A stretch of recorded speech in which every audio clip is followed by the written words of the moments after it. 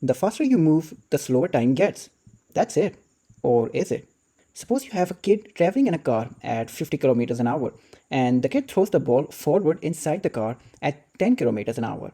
Now, if there's someone outside, he's gonna add both of these speeds up and making it 60 kilometers an hour. So, in a way, this man is observing 60 kilometers an hour speed in front of him. Now, that's actually pretty simple, right? But what if we replace the ball with a flashlight? Now, do we add the speed of light with the speed of the car? But we know that nothing is faster than light. So, this new speed, which we get by adding the speed of light with speed of car, is more than the speed of light, which is c, which is not possible. So, how do we fix this? Simple, we slow time. We know what we have to do, right? We have to get rid of this additional speed on top of the speed of light. Actually, that's pretty simple. We just have to increase the time and reduce the distance. Now that we have increased the time, the kid is gonna age very slowly, but for the observer outside, he's gonna age normally. That's it. Don't forget to subscribe. Okay, bye.